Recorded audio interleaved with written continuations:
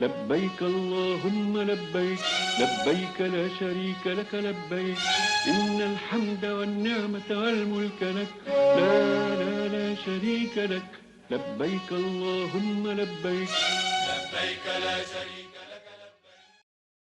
Welcome back, ladies and gentlemen. As we mentioned earlier, we're going to be talking about artificial intelligence in relation to social solidarity and social protection. And we're delighted to be joined here at the studio by Dr. Nevine Makram Labib, Professor of Artificial Intelligence. Thank you very much for joining us. Thank you very much for the kind invitation. It's always a pleasure to be with you. Always a pleasure for us also. Egypt has observed the third day of Eid al-Adha, and we're celebrating the Eid of Sacrifice or Feast of Sacrifice. And within the realm of these festivities, we would like to talk about artificial intelligence with regards to social solidarity and social protection here in Egypt. Okay, let's first maybe talk about artificial intelligence technologies. So we're talking about some technologies that aim at making the world a better place, as we always say, by kind of supporting humans in their roles and by imitating or simulating human tasks, especially the tasks that are repetitive and that are sometimes very stressful for us. And it has as an aim to increase the productivity of humans. So that's why we always emphasize on AI not replacing and not being a substitute of humans, but on the other hand, being kind of a support. In light of this, how do you assess the rapid growth of artificial intelligence and digital transformation here in Egypt? I think that nowadays we're doing a great job as a government in this field. So we find that we're focusing on the IT infrastructure, we're focusing on the data, which is kind of a challenge. We're talking worldwide, not only in Egypt, because having kind of good data, not noisy data, is essential for us. Because in order to be able to enhance or to improve the decision making, we need to provide decision makers and decision takers with good data. So we're doing a great job in trying to be in a better place regarding all of the requirements that are kind of nowadays met in order to be able to implement AI technologies. Great. Would you tell us more about the role of artificial intelligence in enhancing social solidarity initiatives here in Egypt?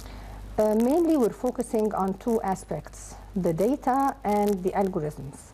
So we're trying to provide a better quality of data by implementing AI technologies and AI tools and techniques so as to be able to validate the data that will be fed into the system.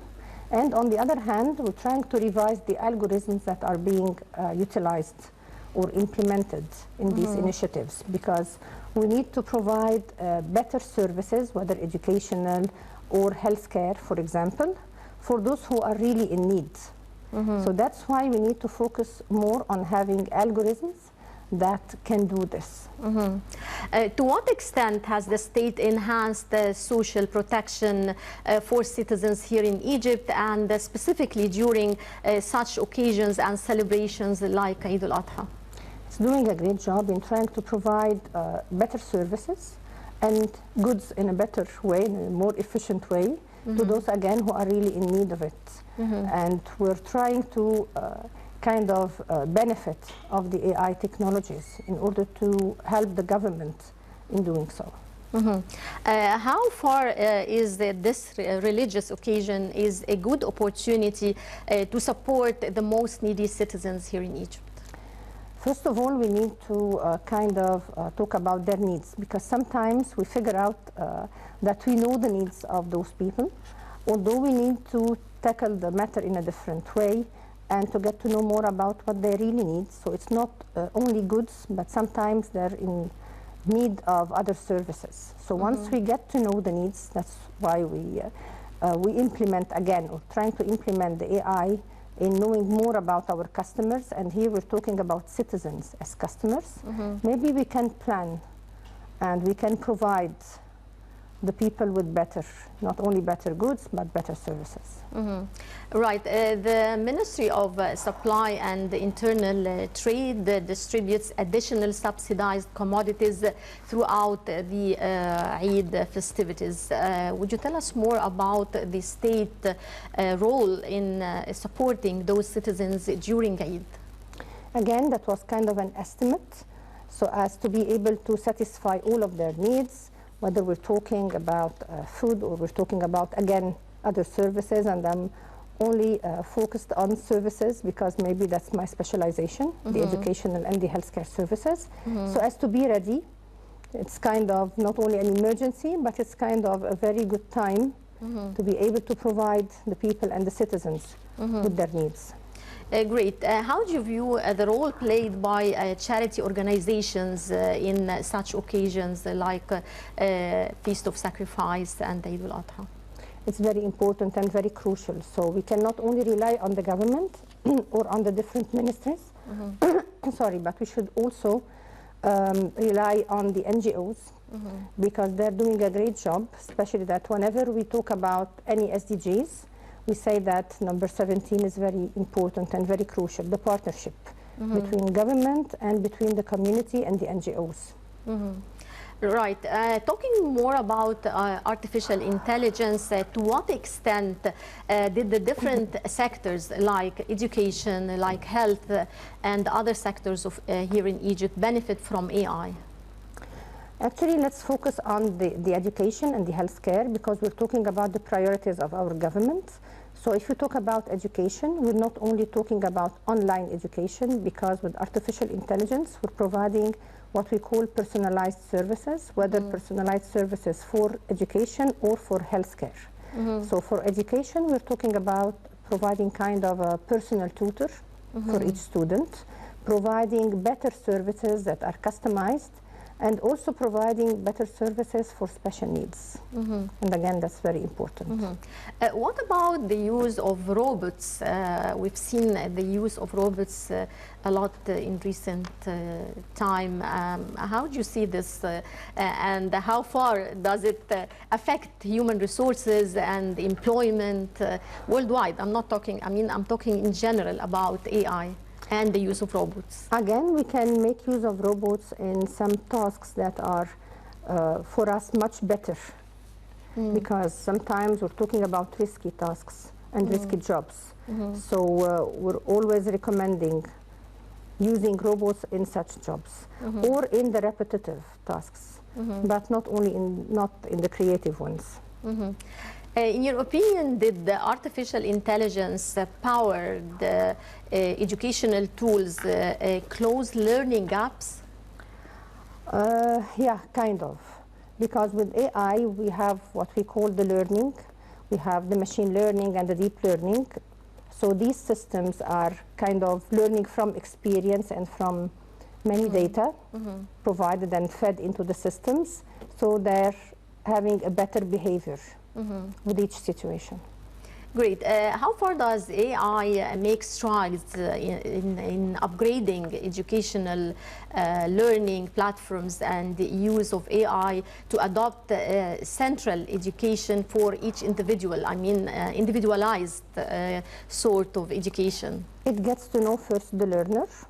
So we have the learner model, and then it does kind of a customization for the learning material and for the learning style based on the rate and the speed of learning for the learner himself or herself. And then after this customization, it provides kind of customized and better learning services. Great. One of the most important areas where AI has been applied is the healthcare services. Would you tell me how has AI contributed to improving accessibility and quality healthcare services in Egypt?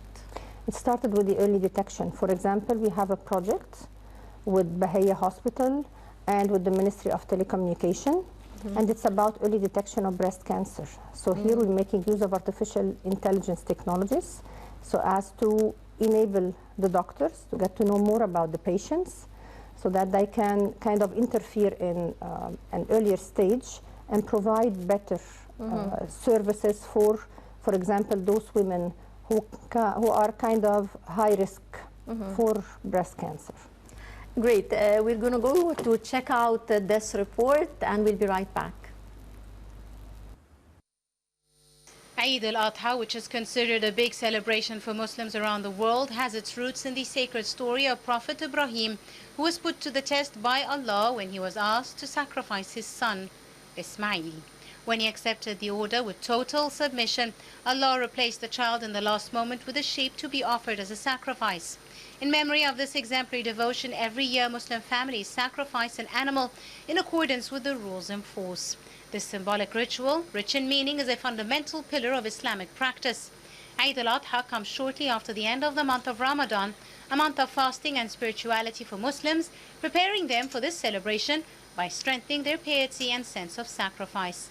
Around the world, the end of Ramadan is marked by an atmosphere of celebration, which culminates in festivities. This period of spiritual renewal strengthens bonds between members of Muslim communities, contributing to the promotion of intercultural understanding. Celebrated 2 months after Ramadan, Eid al-Adha takes place between the 10th day and the 12th day of the lunar month of Zulhijjah. In the Muslim calendar, this is the month in which the pilgrimage or Hajj to Mecca takes place, one of the 5 pillars of Islam, mandatory for Muslims who have the financial and physical resources. The end of it coincides with the sacrifice of feast. The day starts with Eid al-Adha prayers, then families that can do it carry out the slaughter of the animal. The meat is divided into 3 parts. One portion is for family members, another for relatives and friends, and the third for those in need. After the sacrifice, the faithful come together for a great moment of sharing. It is also common to give gifts, especially to children. One of the most visible aspects of Eid al-Adha is the practice of ritual sacrifices, where Muslims offer sheep, goats, cows, or camels in memory of Ibrahim's sacrifice. Muslims strive to choose healthy and well-maintained animals for their sacrifices, thus showing their respect for life and their commitment to the teachings of Islam.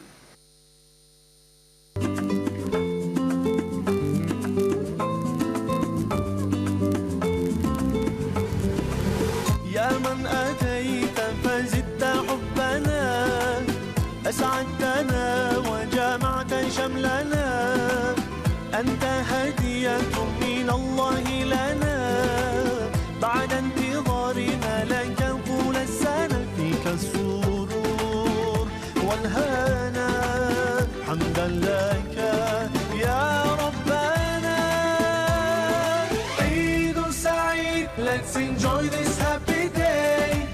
عيد مبارك, come on let's celebrate. عيد سعيد, let's enjoy this happy day. عيد مبارك, come on let's celebrate, celebrate, let's celebrate. Allah, Allah, thank you for this day.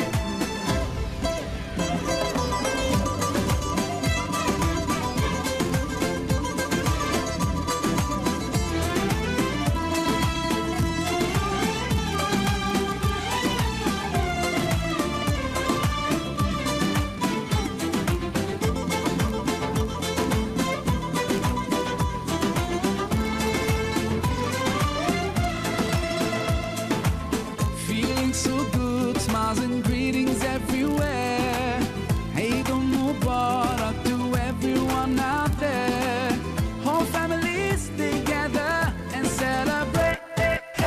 Today's the day, so come on, no time to waste. Sometimes the world takes us so far, though miles apart. Today you're in my heart, heart, heart, heart, heart. Eid Saeed, let's enjoy this happy day. Eid Mubarak, come on, let's celebrate. Eid Saeed, let's enjoy this happy day. Eid Mubarak, come on, let's celebrate, celebrate, let's celebrate. Allah, Allah, thank you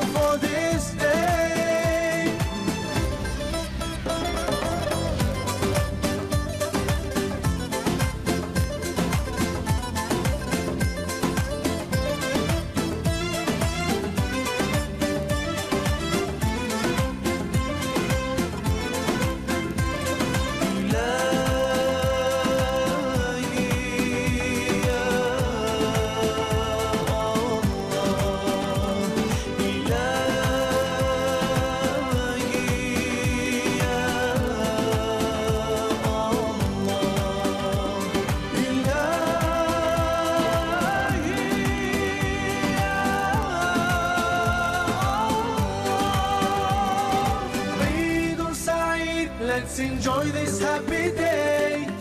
Eid Mubarak, come on, let's celebrate. Eid Saeed, let's enjoy this happy day. Eid Mubarak, come on, let's celebrate. Eid Saeed, let's enjoy this happy day. Eid Mubarak, come on, let's celebrate. Eid Saeed, let's enjoy this. Welcome back, ladies and gentlemen, and as we are celebrating Eid al-Adha, or the third day of the Feast of Sacrifice, and still with my guest, Dr. Nevine Makram Labib. Dr. Nevine, tell me, how do you see the main challenges facing artificial intelligence, not only in Egypt, but also around the world? People are so scared of the new artificial intelligence that's now booming everywhere. Actually, people are scared because we are empowering artificial intelligence techniques, tools, and systems. So now it can take the decision, and that was not the case before. So that's why we need to be sure that they're taking ethical decisions, and that's a very big challenge for us, because artificial intelligence doesn't have any ethics. So we need to focus on having kind of ethical rules, let's say, or regulations or laws, so that we as developers, we should abide by it, so as to provide good and ethical and responsible AI techniques. Would you tell me what are the pros and cons of AI or artificial intelligence? It's not about maybe pros and cons, it's about benefits and challenges. Let's do it maybe in a different way, because when we talk about challenges, then maybe we can find a suggested solution. So people find that they're scared of losing their jobs, and I see it in a different way.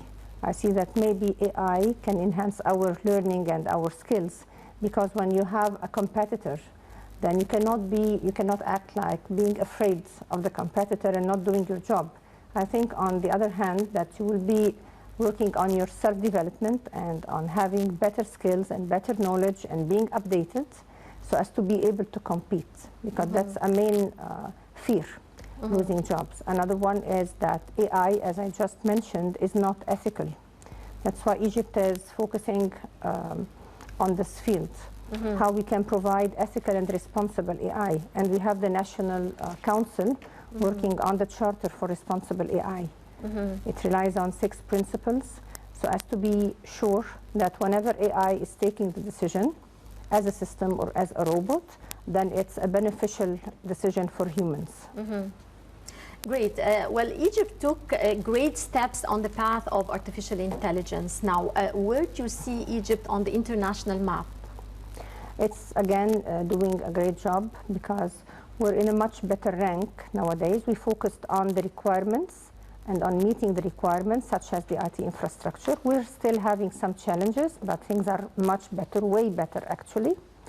And we're focusing on getting better and more complete data, because when we started implementing AI, that was a main obstacles, not only a challenge for us, not having enough good data. All we had was either no data or noisy data. So we're in a much better position, and now we're also focusing on providing talented people and talented youth, because now the government is working on various initiatives so as to equip our youth and the employees with different tools and techniques and skills related to artificial intelligence. What are methods of addressing the challenges of AI? You're talking in general or in a certain field? In general. In general, we need to focus on the ethics, on the regulations. That's why we're recommending having a regulatory framework. And this framework should be kind of a partnership between all of the countries, because as you know, we can have developers from many different countries. So it's not related to a certain or a specific country. So maybe we should have some general rules that we'll all abide by in order to provide good programs and good techniques and tools. And we should also focus on the algorithm, the way we solve problems, because sometimes the algorithms are biased, whether pro or against certain categories. And when we talk, for example, about the social protection initiatives, we should be very careful, because sometimes we make use of algorithms that will lead to unfair outcomes and unfair decisions. Great. When we talk about privacy and security, data security, how do you explain this with regards to artificial intelligence? Actually, data security is kind of a threat for us, because data is very important. And if there is any kind of hacking, then we'll be in big problems. So we're trying to secure these data, whether we're talking about the normal or the traditional ways, or even whenever we're applying the cloud computing services, then we're providing a very good security, because that's a threat. So we should be kind of sure that it will not happen. And there is always a possibility of this happening. So there's no way that we have a total 100% securing of our data in light of the artificial intelligence world. If it is shared, then you cannot talk about 100%.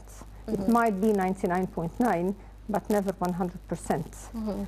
But if the data is not shared, and if it is stored in a certain place, then maybe we can say that it is totally secure and totally private.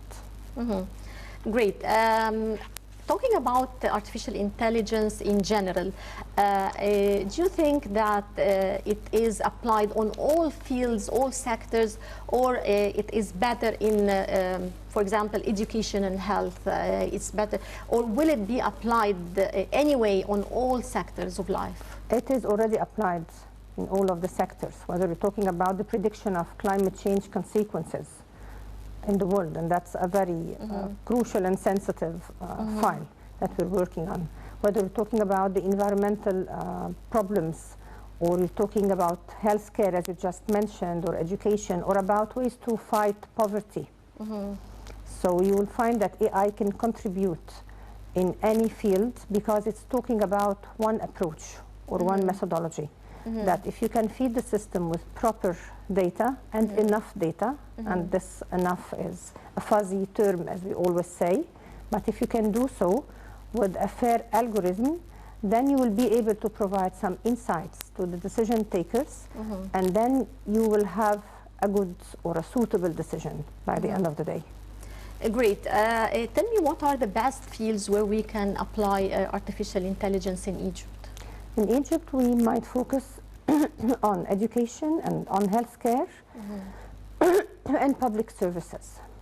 I think that's kind of our priorities, especially education and healthcare, because all of the initiatives related to social protection are about providing better and more efficient services in both fields. So we need to focus on the special needs education, because we're talking nowadays about the inclusion. So if you're talking about social inclusion, then we have to be sure that all of the learners that have difficulties, whether difficulties like autism, ADHD, or any kind of special needs people, then they should be able to get the same quality of educational services, so as to enable them to work and to be beneficial to their community. Great. Dr. Labib, you've just mentioned the use of AI with regards to learning for special needs. Tell me, how is it used in this regard in more details? Maybe if we talk about autistic students, for example, then we'll have four multinational companies, that were able to develop a very nice robot that can talk and play with autistic kids and students, so as to enable them to be included in a normal classroom. Here again, we're talking about social inclusion. If we talk about any kind of disability, then we will be able having different programs, whether we're talking about programs that are implemented on computers or maybe mobile apps, then we'll be able again to provide the same kind of efficient educational service to these students.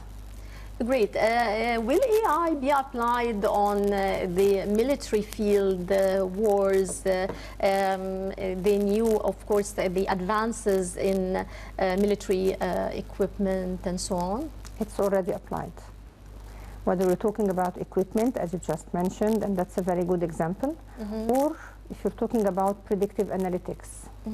So you'll find that we have many systems that can predict with a very good possibility if there will be any kind of terroristic attacks. And it can predict it 2 weeks prior to the attack and have all of the details so that you can take kind of, the country can take kind of a proactive methodology to fight it and not wait till the attack happens. So it's already there, whether with the predictive analytics or providing guidelines to avoid these attacks, or with some equipments, or having some robots that can do the risky job here. How can we educate people, or most of the people now, on artificial intelligence? We already have many initiatives for students starting the age of 9, so that they can get to know more about tools and techniques related to AI.